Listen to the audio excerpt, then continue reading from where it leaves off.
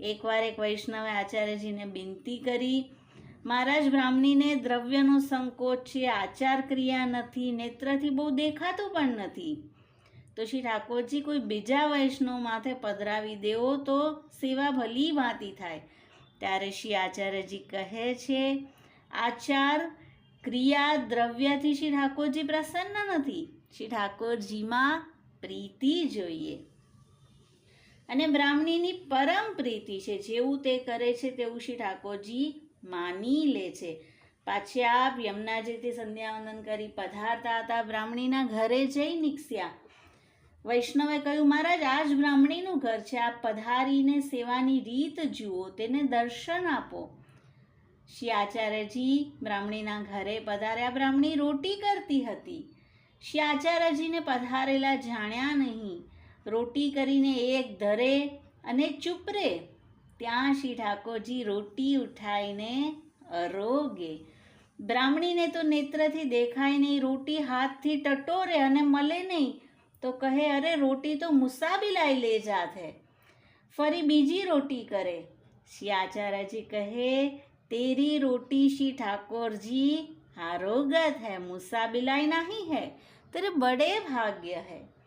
બ્રાહ્મણી કહે, મહારાજ, આપ પધાર્યા, મને તો દેખાતું નથી, તેથી મેં જાણ્યું નહીં, મારો અપરાધ ક્ષમા કરો. મારી પાસે દ્રવ્ય નથી. આપની કાનેથી શ્રી ઠાકોરજી આરોગે છે. શ્રી આચાર્યજી કહે છે, તું જેવી રીતે કરે છે તેમ જ શ્રી ઠાકોરજી પ્રસન્ન થઈને માને છે. સદા આ જ રીતે કરજે.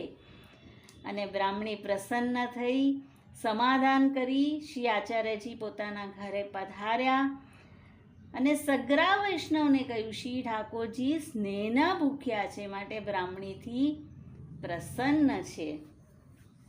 શ્રી ઠાકોરજી આ પ્રકારે રોજ સગરી રોટી હાથમાં ઉઠાવી લેતા અને બ્રાહ્મણી કહેતી કે સગરી રોટી કરી, પણ ન જાણે મુસાબિલાઈ લઈ ગયા. અને ઠાકોરજી અરોગીને સગરી રોટી બ્રાહ્મણીને પાછી આપતા. આ જ રીતે નિત્ય થતું. પણ તેનો એટલો બધો સરળ સ્વભાવ હતો, નિત્ય આ જ પ્રકારે કહે.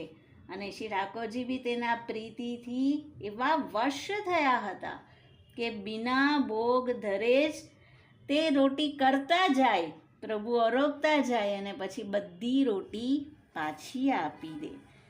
તો આ રીતે નિષ્કપટ ભાવ શ્રી ઠાકોરજીને બહુ પ્રિય છે. ચતુરાઈથી પ્રસન્ન નથી થતા. આપ કેવલ પ્રીતિને વશ છે. પ્રીતમ પ્રીત ही તે પહીએ.